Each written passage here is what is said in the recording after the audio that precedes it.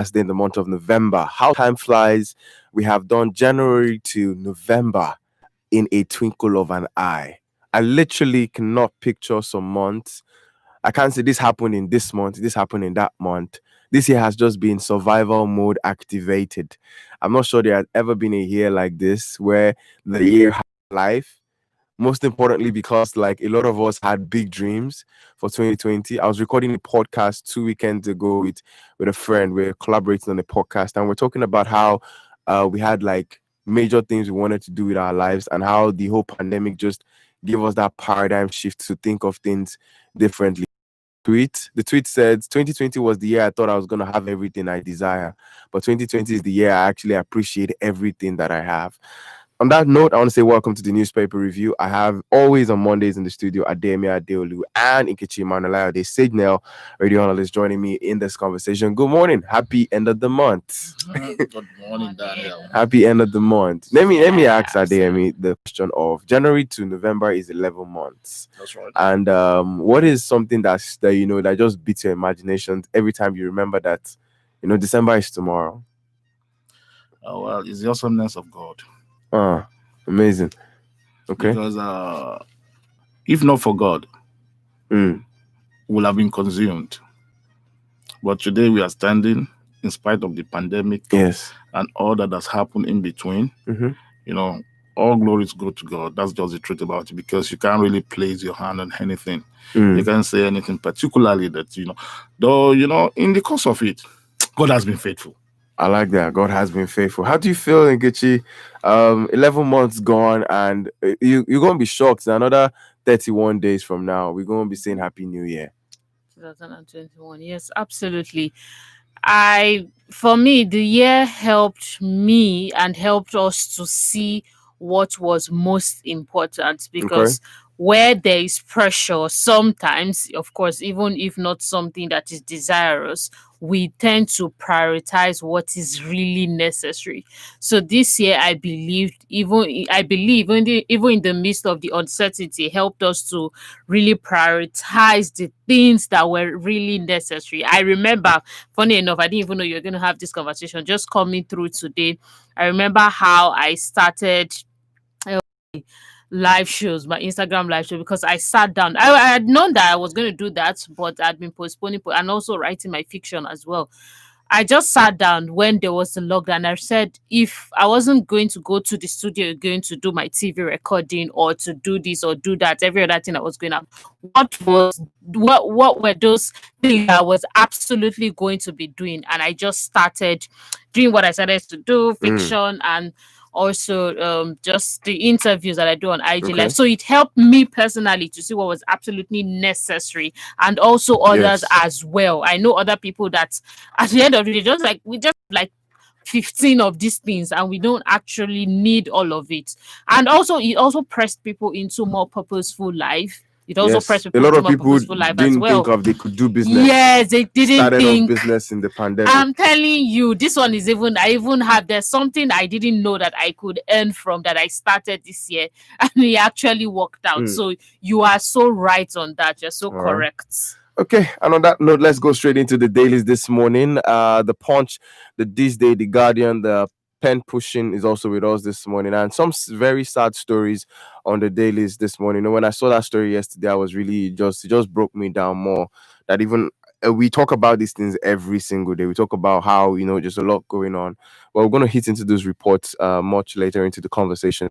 Start off with the Punch. The headlines: Kanu offers employment to volunteer traffic wardens, and 3 billion naira may stall the restoration of the Ajaokuta steel firm. 8 killed, children missing in Kaduna communities in fresh attack. The Senior Staff Association of Nigeria opposes ASU's platform, demands share of 400 billion naira allowances. From fry pan to fire is when I just heard that headline of the ASU to SANU. That is just the whole situation. Auditors General of the Federation send queries on ministries of departments, agencies, finance to National Assembly.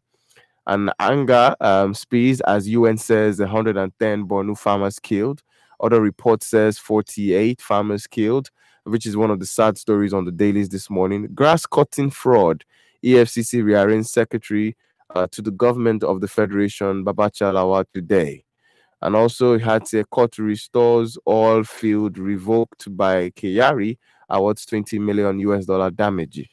All right, the Guardian paper has the headline: collapse grid collapse trigger nationwide blackout, and stakeholders move to curtail further encroachment on east-west road corridors. Auditor seeks role in disposal of national assets, and Northeast Nigeria attack claim at least 110 lives. This is still the UN. It's on the Guardian paper this morning. All right. And FRSC to introduce national identification number information for vehicle registration license. I think this is an upgrade which is needed. The Nation newspaper has it. Governor Babagana Zulum urged recruitment of more youth into civilian JTF. There needs 400 billion naira yearly to fix federal roads, says Senate. And varsity workers insist on fair sharing of 40 billion naira. All right, the pen pushing has these headlines: Nigerian government taxed on provision of political health commitment to adolescent, and leadership by example. Ogun State traditional submit self. Ogun State traditional ruler submit self for coronavirus tests. This day paper has the headline: Buhari rolls out auto gas programs, target 1 million vehicles. And so they're looking at having vehicles running in gasoline. I'm wondering the safety of that. We should be thinking electricity instead of gas. I don't know, but we'll talk about that much later. Power supply partially restored after national gridlock collapsed. And 10 women still missing in Borno farmers attack. Amnesty International insists. So many conflicting reports this morning with regards to the outrage over the killings. This has sparked conversations. The Nation newspaper put it as 43 slain farmers buried in Borno.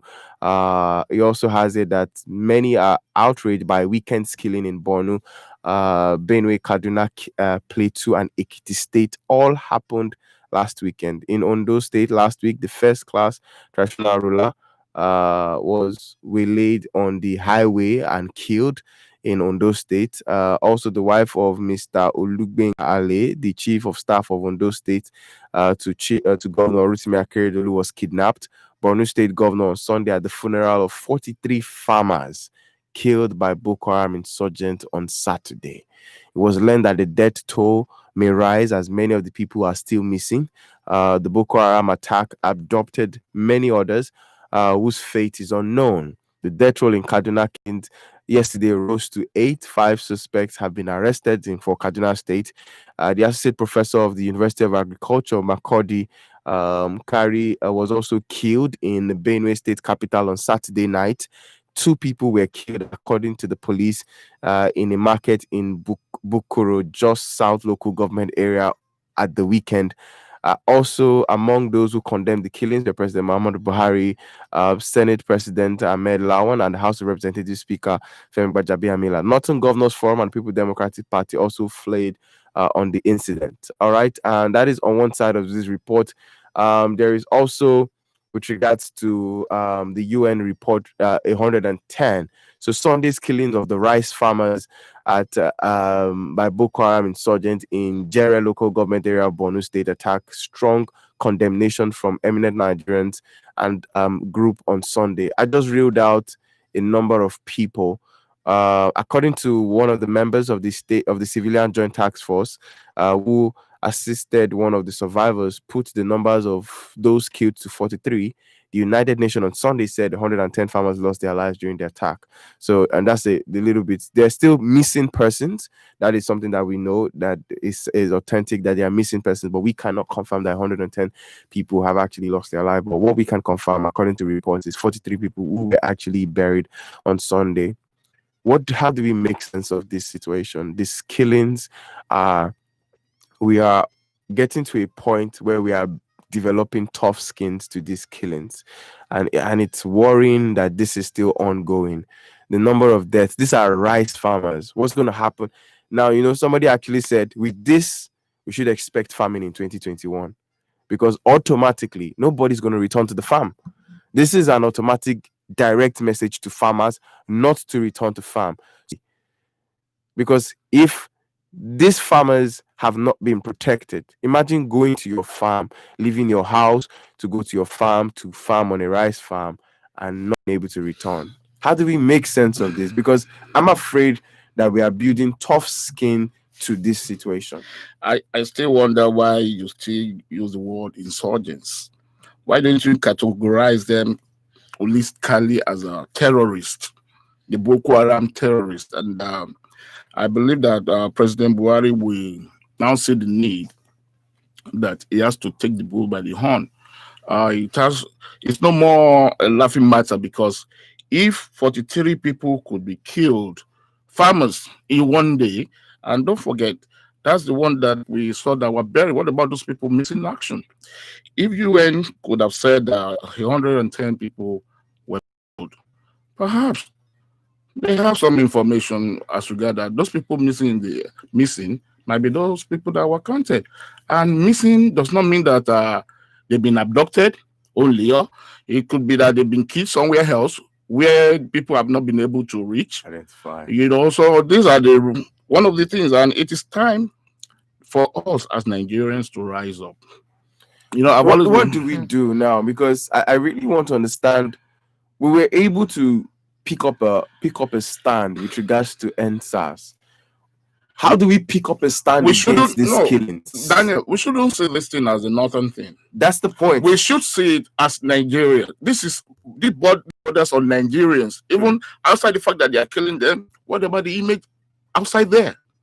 But now it is not for you and I. If we want to say, okay, we are one Nigeria and we are brothers keeper, it is not that our voices must be raised. Okay. We must say to the Senate, we must say to the executive and the judiciary arms of the government that enough of this nonsense, because it's nonsense. I was reading this report last night and I was like, every single time Mr. President, Femi Gbajabiamila, and the rest of the gang are always saying we condemn this killing. It's not condemnation, it's action. We need action. We need action. We need military operational action, not just rhetorics.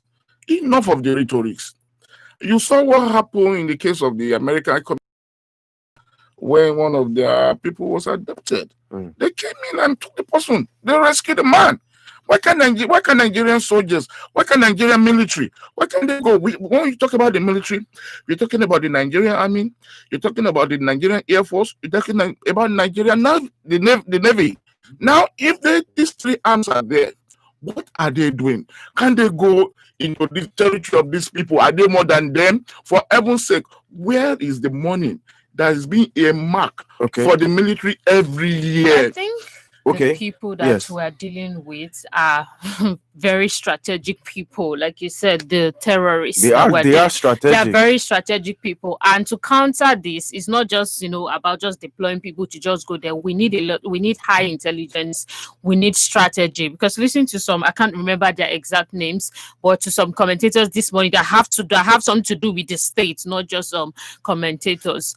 They were talking about how some of these people could possibly, not even possibly, are most likely people that are already in the village. I'm talking about the people that attacked these farmers are most likely already people in the village that already know their whereabouts, know how it goes. I want to hold Mr. Adeyemi right now because every time I talk about intelligence gathering, he's always telling us that these people have what it takes. Now, let me give you the report here on the Punch newspaper. According to a resident, Labo Tahiru disclosed to Punch that almost all the people from Zambamari, Kadamari, and village were rice farmers. He said, we are all rice farmers in this locality. We have not had this tragic experience before. Although we had some encounters with these insurgents, according to him, before the attack, there were intelligence reports indicating that terrorists were planning to attack.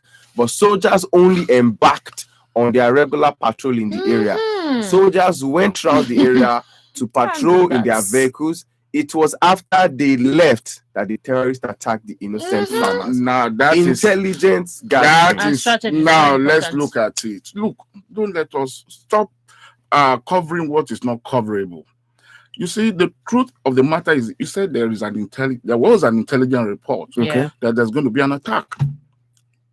From where did they get that intelligence report? Do you understand?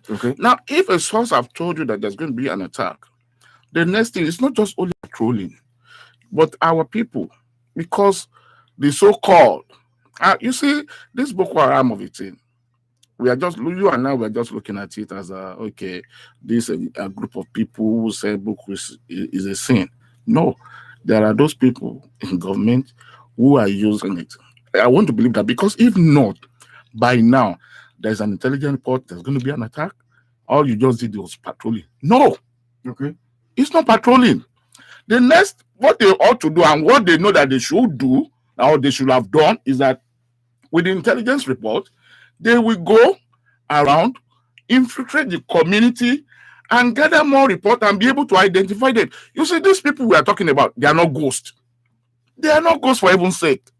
So the intelligence report is there, but the only thing they will not do is to go and apprehend them. Why? Because it's beyond the ordinary. I think that's what has been missing. I think that has been missing because this conversation has been on for years. Listening to someone this morning say it has even been 10 years. It's not I'm ready that it has actually been 10 years that we've been talking about this. So this is what we have to do differently. But what proactive steps are we taking? Because you don't that's what I see a lot in our country. Something happens, somebody falls from a bridge, a tanker falls somewhere, then we're running around to find a solution where we could have seen the potential problem and actually solved it. So it's the same spirit that has gone to that part of I want to fault the intelligence team of the Nigerian military on this attack, because if according to reports there was actually intelligence gathering, there is something not right. Because what this means is this Boko Haram terrorists are 3 steps or more, 5 steps ahead of the Nigerian military. Don't fault the intelligence harms. Fault the main body. The main body. You're talking about the military, you're talking about the executive. You see, okay, as you are now, you can only walk to the extent to which you are asked to work. Okay. If you go outside it, do you know how they operate? They will withdraw you from there immediately. That's what happens. Have you forgotten the case of these soldiers that said anytime they are going on operation, before they get there, you will see that Boko Haram will have ambushed them. That means there's somebody giving them intel ahead that these people are coming. Who are those people? And okay, do you want to tell me? Okay, immediately the soldier left. That's when those people strike. That means that something is wrong. Something is definitely wrong. So do you understand? I'm even just really bothered about this. They're farmers, because that's a very strong message, and that yes. I hope people are not omitting some of their safety, and that is going to affect. Now this is affecting Nigerians. We closed our borders to improve our rice farms. And now we are seeing rice farmers particularly. You see, when you look at it from the hand, don't you think there is a game plan that's going on? Yeah. Why would it be is the rice farmers that needs to be attacked at this point so in that time? They can start importing rice again? And now the railway line is going to be constructed towards that end. What are you talking about? If the government knows about it and the intelligence report is on ground and they could not act on it and those people could be killed, now we know that, okay, those people, that village like we had, their main occupation is rice farming. True. Do you understand? And now we are not talking about we don't want to eat foreign rice anymore, and these people are trying to at least produce optimum to their capacity. And now they have been killed. Do you think the other ones will go out there to the rice farm? They will find it difficult to go. So, Mr. Adeyemi, are you saying this is probably a plan to open the border to import rice? You see, when things like this happen, there are lots to it. There are lots to it. There's definitely a lot to it. Because how can you expect 43 numbers of farmers to be killed at once? And before then, there was an intelligence report, and there was an intelligence report, and nothing could be done on that. Something is wrong somewhere. Something is definitely wrong. Let's get your comments on this headline this morning. 070-317-56537, 070-317-56537 to be part of the newspaper review this morning as we take you through the headlines here on the radio All right. Let's quickly take this one on road. December is here, and on Friday, I wanted to go to the island after work, and I was hoping it was going to be a 2-hour trip from here to the island. I left around 5. I didn't get to where I was going to till about 9. When Fela sang that song, "Suffering and Smiling," it made sense to me Now, that Friday, like it had never made sense to me before. well, Because it was annoying to be in traffic for 4 hours on a journey that was plus or minus should be about 2 hours 30 minutes. that's the pain that most people that works on the highland go Go through through every daily. day, every day, Seriously, the government, every day. Nigerians, we're strong. We're strong people. Yeah. We're very, very strong. Very people. strong people. Hard-working people. People that don't give up easily. Mhm. People that always look for a way out. Yes, but sometimes in the looking for a way out, they've abandoned That's their rights and everything they're supposed to do to make a way. That's right. The Senate have said that Nigeria needs 400 billion naira for the maintenance of 35,000 kilometers of the federal roads across the country.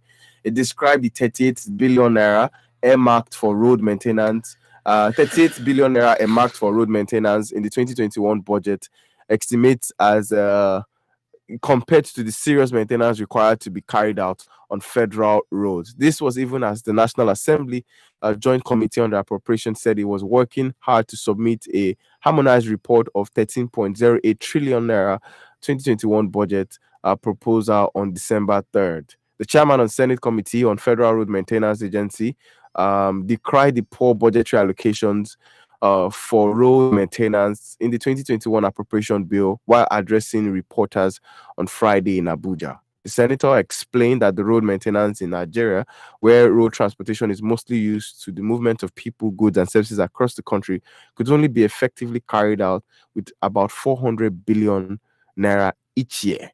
He added that what the committee has just submitted to the appropriation committee for the road maintenance in the 2021 fiscal year is the 38 billion naira proposed by the executive, which cannot cover up the first quarter of the entire length of deplorable roads in the country.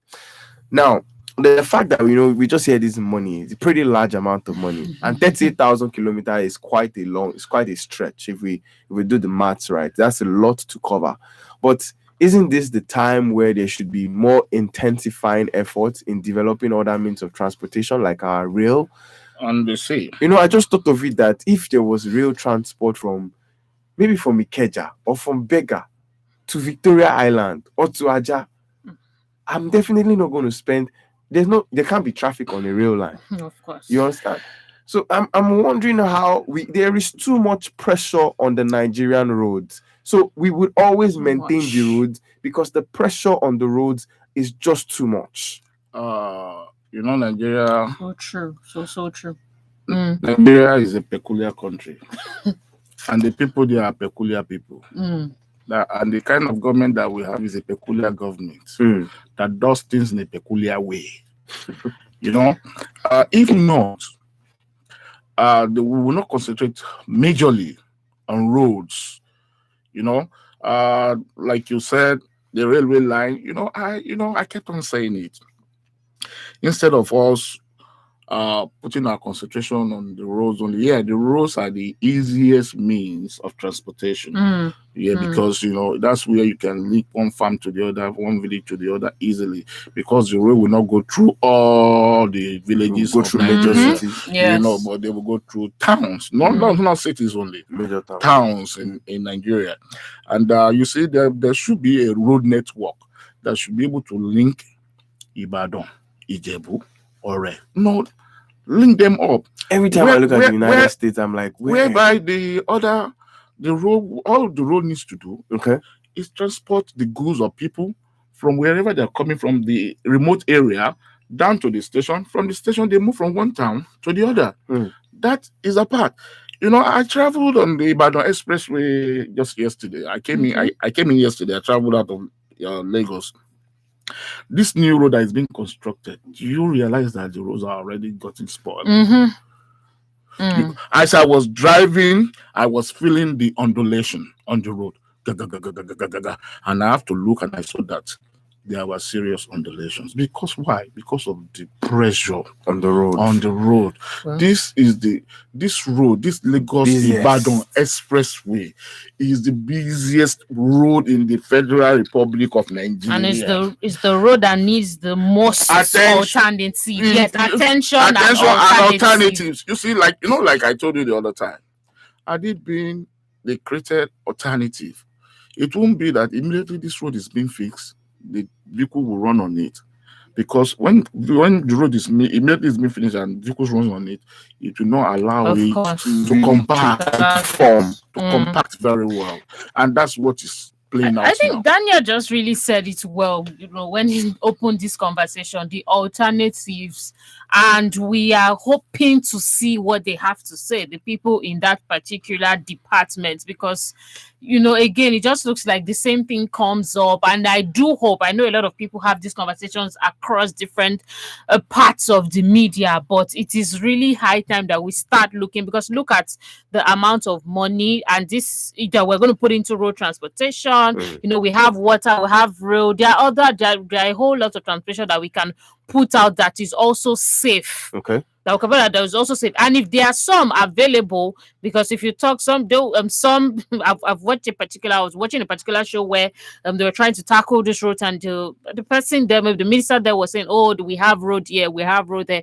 Then let it be very obvious, let it be loud enough so that people can be able, if I know there is a rail way between a particular area that maybe I would use public transport, I can use it if it's so public. To a large extent, the formula that works to train in the north that is not working here. No.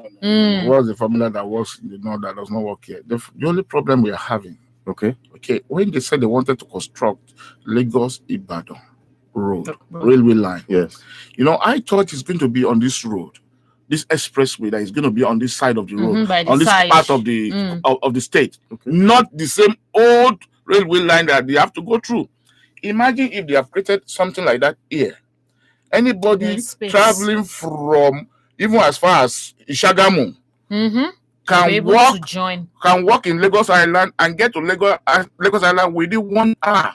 And you know that the person will be relaxed. The tension will be off. And at the same time, you can still move people.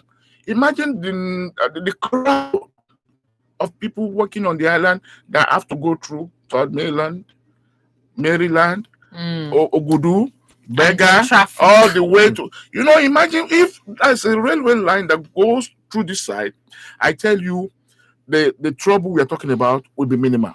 This part of the road construction that is going on on the Third Mainland, that it will not affect the people so much. It would not, because everybody will leave your car at home. Then you leave your car and join the train. But so it boils down to two things: the strategy that we're talking about, and this empathy thing. So when you are not the one coming or going through that road, or you do not know, so when you don't feel it, it just feels like, oh, let's just do this thing. But if you keep, I think that one thing that may be missing is this engaging of people in the community before embarking on the project. What's your suggestion? What can we do? Outside that, our so-called ministers, they only plow where there is benefit for them. That is the more reason they could say they want to construct a railway line from Nigeria to Niger. Unfortunately, because I don't see the economic importance of that road construction from Nigeria to Niger. Yeah, when Nigeria within the Nigeria, we've not achieved anything. That we should have railway lines going across our different states. Let's look at this headline. This headline is what they say, Wahala be like bicycle. SANU opposes ASU's platform, demands share of 400 billion naira allowances. And we're hoping that the strike was going to be over. The Senior Staff Association of Nigerian Universities has asked the federal government to ensure a fair sharing of the 400 billion naira earmarked allowances approved by the University Union. It said that the government should ensure that the money passed through Universities Council, which it said has the template for the sharing formula. And of course, we understand that when there is a sharing formula, SANU is placed above ASU by default. because those ones they are senior and they are professors. ASU is regarded as the ones who work in the universities, keep the university running. But ASU would like to see themselves as the islands or like the senior colleagues of the academic environment. But now, the Punch reports that the Minister for Labour and Employment, Chris Ngige, and the leadership of the Academic Staff Union of Universities agreed to increase the earning power of University Union from 38 billion to 40 billion during a meeting in Abuja on Friday. The federal government also agreed to exempt ASU from the integrated personal payroll information system pending the vetting of its proposed payment system, the University Transparency and Accountability Solution. But the president of SANU, Mohammed Ibrahim, who addressed journalists on Friday, said the union would resist the introduction of any other payment platform except the one being conceived by the Joint Action Committee comprising SANU and the Non-Academic Staff Union. Ibrahim also warned the government to be wary of any group or union that would present any payment platform apart from the integrated payroll and personal information system, which is the one recognized by the government to curb corruption within the system. Wahala be like bicycle. They use fuel. What took them 7 months to make a comment? Why did it take them 7 months to make a comment? You should understand that politics is being played in this aspect, and what they are playing with is the life of students.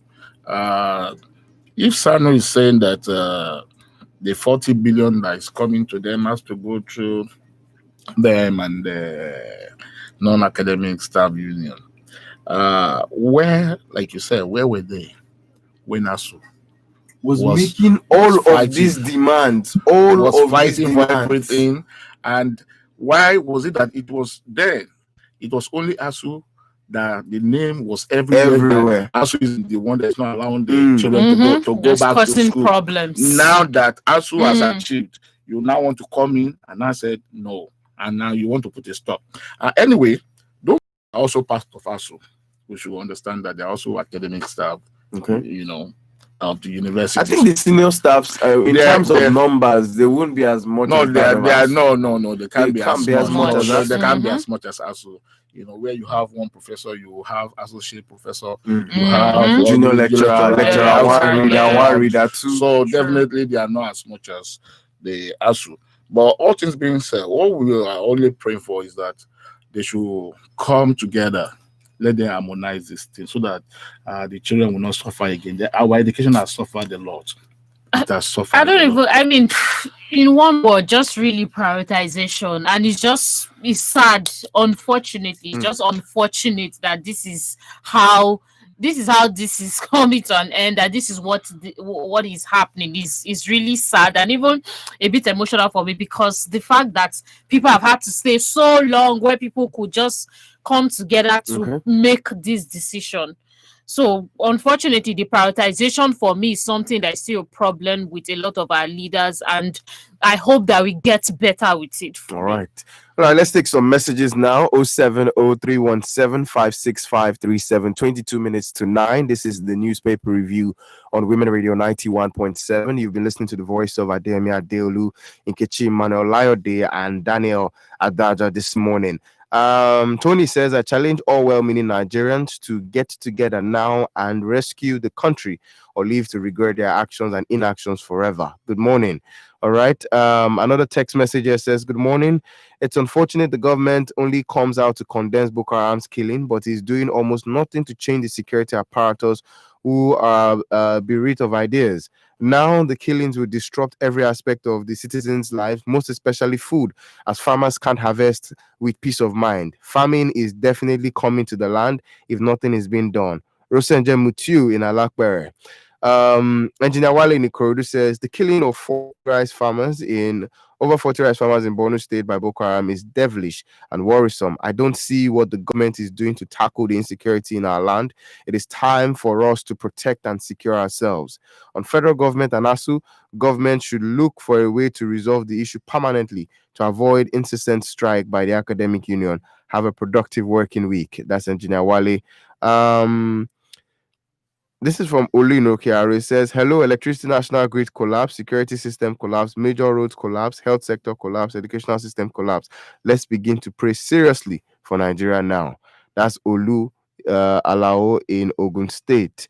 All right, Martins from Mushodi says, Dan, the truth about Boko Haram issue is that the people in government eating fat from it and will not want it to end. The condemnation coming from our leaders is already in place and at any attack it's activated. Mr. President told us he will lead from the front if elected in the next 5 years, and we still get all we are still getting is condemnation of killings. He says, can somebody tell me what the service chiefs are still doing in office? Our soldiers are being killed every day, and their killers are on the other hand celebrating as repentant Boko Haram members. What a misplacement of reasoning. Martins in Oshodi. All right, 070-317-56537. Mr. Wale in Peace Estate, Barwa says, Black Lives Matters in Europe and America, but not in Borno State and Nigerian. Please, PMB, do something. Nigerians and PMB, please do something. God bless Nigeria. All right, Wale sending us that message. Okay, I'm going to come back to your message this morning. Let me just go to the text line and look at some of the messages that we have here on the text message. All right, now, wow, human lives no longer valuable to certain group of people in this country. The farmers' attack reminds me of the Benue State 2 years ago. Mass burial is like end time. May God help us. Sunday from Ogba. All right. Okay, Olu Alao in Ogun State. I think you sent your message on both platforms. Thank you for sending us your message. 070-317-56537. 19 minutes to 9 this morning on the newspaper review. Today is day 6 of the 16 days of activism, stand against gender-based violence. And there has been a wake-up call for us to begin to speak up about these issues. We must not be quiet about it. We must raise our voices together and also ensure that we seek justice. We must not at any point in time blame the survivor or the victim for what has happened. We must begin to find better ways to have a conversation about these things and to do things right. But let's quickly take this headline. Grass cutting fraud, EFCC rearranges ex-SGF Lawal today. The Economic and Financial Crimes Commission will today, Monday, rearraign the former secretary to the government of the Federation, Babacha Lawal, and 6 others for an alleged fraudulent 544 million naira grass cutting contract. This would be the second rearrangement of the defendants who were first arraigned before the late Justice Jude Okeke of the High Court of the Federal Capital Territory, Maitama Abuja, on February 13, 2019, along with his younger brother, Hamidu Lawal and Sulaiman Abubakar, Ape Monday, and 2 companies, Rover Vision Engineering Limited and Justmont Technologies Limited, had held not guilty to the charges when read before Justice Okeke. The prosecution was to open its case on March 18, 2019, when they announced that they had amended the 10-count broadening on crime diversion of 544 bad to even know that there is a charge against you for grass cutting. It is insulting to the political intelligence of our people that you go to office and you commit a fraud on grass cutting, right? And the EFCC, this was first carried out in 2019, March 18, 2019, when they announced that this case was being amended. But the trial had proceeded before Justice Okeke, with the EFCC still calling its witness when the judge died on August 4th, 2020. He died at the age of 64 on a brief illness at the National Hospital in Abuja. But following the judge's demand, the case was rearranged to Justice Charles Agbaza at the Jabi Division of the High Court, where the trial would have to start afresh, so that we understand the level of corruption among the political class. We also need to begin to find more.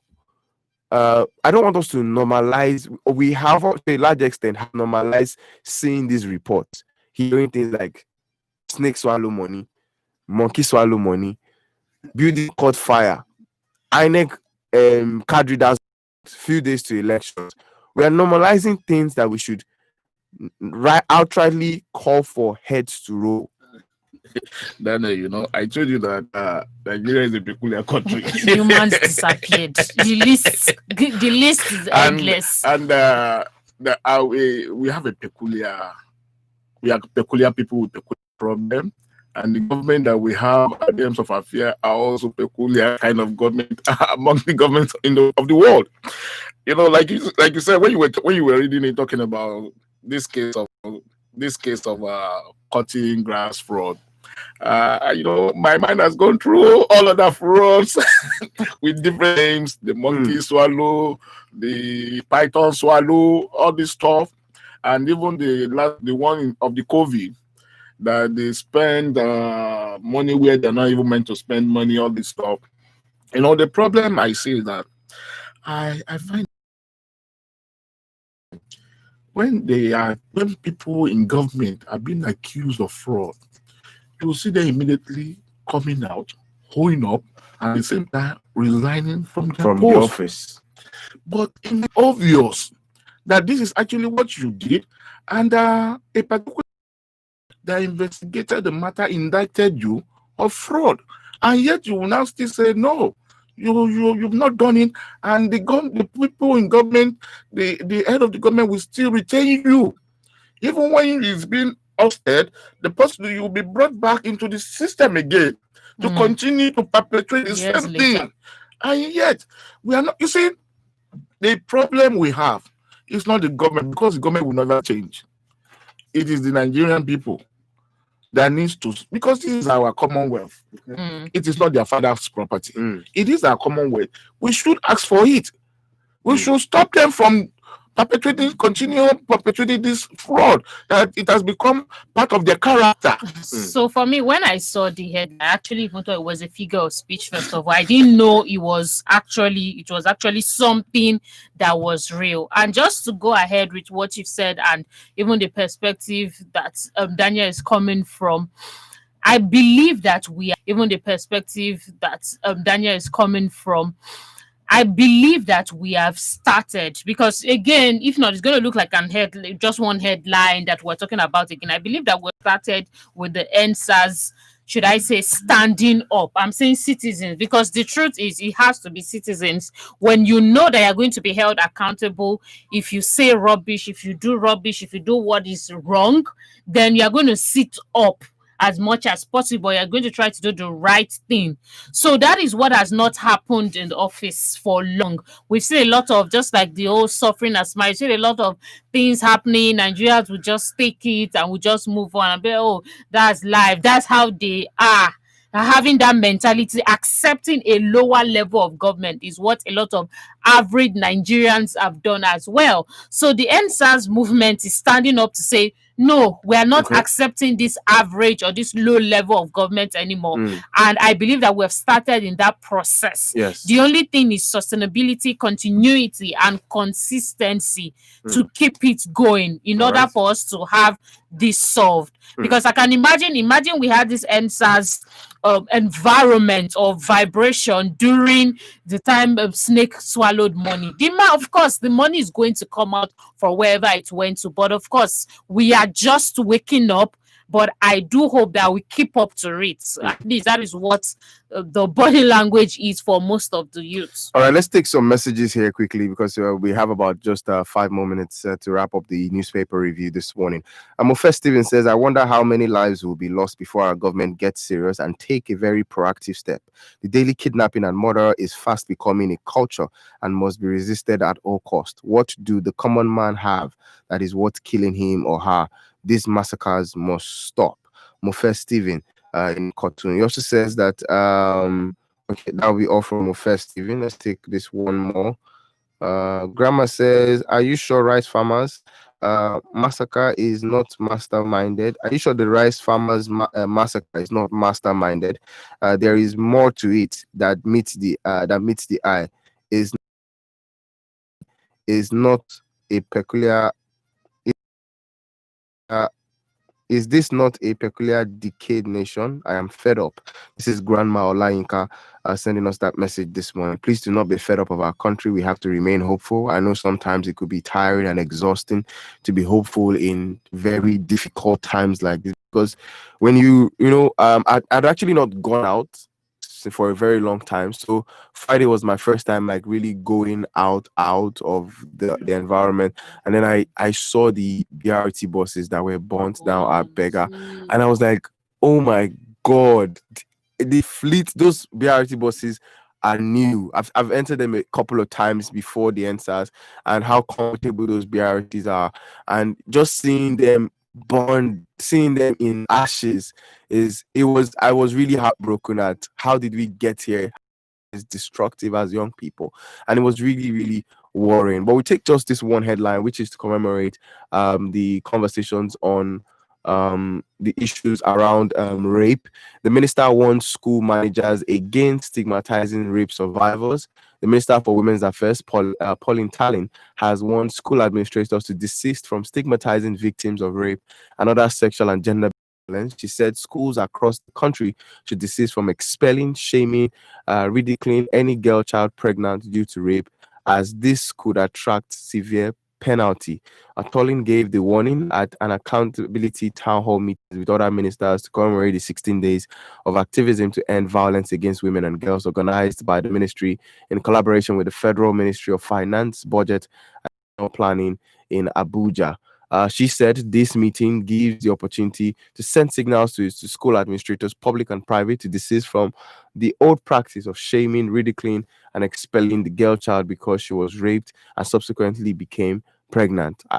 This is something that, it's a tough conversations that, society has actually been able to place on our girl child. The girl child is on so much pressure. I think it was on Friday, I was in a some sort of makeshift training, and then one of the questions that was put out is life easier for the man than the woman?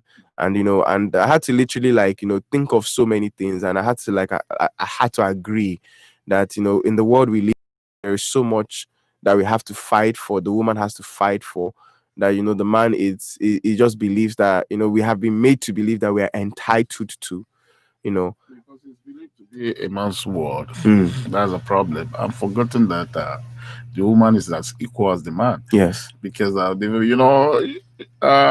mentality over the years, even before now, thank God for now, because in the olden days, from what we read in history, that women were more like even not second fiddle. They were counted as a team. Even in some religion, up to now, they see them as possession. But thank God for the advent of improvement. And the women conference in Beijing, the advocacy. So you see, talking about this stigmatization, I think the aspect we really need to look into is how can we educate our students? How can we educate victims of anything that may sort of demoralize them emotionally, psychologically? They need to empathize. We need to start teaching them more of empathy, how to be emotional, how to feel pain with the other person, with the victim. If you are able to see, okay, this thing happens to this girl. Yes. Oh my God, this is bad. If you can see, if they can start saying that whatever is wrong is wrong. What is bad, not good, not giving excuses for it. I tell you, stigmatization would be. And this is even this one, I believe, is a case study for what is going on in different parts of the world regarding this stigmatization. We see it in churches, we see it in different places, religious bodies, corporate organizations. So what I would say, and which is what I still stand by, what I have been saying is, let's the men. So now we're advocating for women, but let's not leave the men behind. Yes, let us not leave them out of the conversation. Not even so. Of course, the person, when there's a rape case, the man and the woman, they should both have that discussion, and it should even be the man that should be shamed in that sense. So that one is even the reasonable one. And if there's anything to say to the woman, the man has to be present. It's not that the woman is the only one people are seeing, and women, the man is nowhere to be found. The other thing is the conversation of bringing in the men, because a lot of boys are growing, or a lot of, what am I saying, 20-something-year-old guys have grown, and I've seen and I've been modeled a certain situation, experience, and life of what the life of a man should look like by their fathers that are living this, and innocently so. They don't feel like there's anything wrong. They're just innocently living that life. I had a caller call on one of my morning shows on 6 a.m. and I can't remember what we were talking about, but she went for a child's inter-house sport, and then she noticed a boy was hitting a girl. And then she was furiously going to walk up to the boy to beat him. And then when she walked up to the boy, said, "Why did you beat the girl? Don't you know I was supposed to beat the girl?" And then the boy said, "That's how my dad beats my mom." I mean, this your example just buttresses the case. Like, she will not, because, and that is what I see happening. She couldn't example that he already sees. Like, so she was.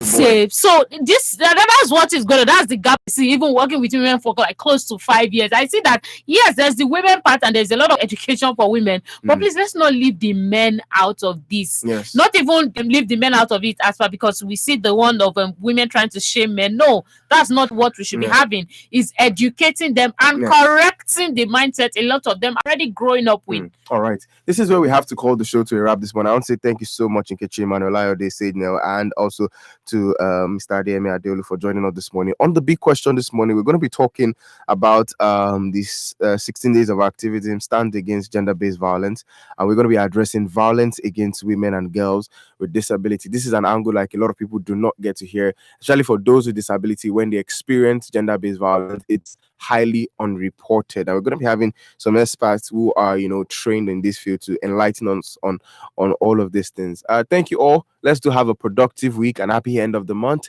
I'll see you guys in the brand new month tomorrow. We are WFM 91.7, the voice of women, using radio as a tool for women development. We condemn the abuse of women, girls, and children in any shape or form. WFM 91.7, the voice of women. Yeah!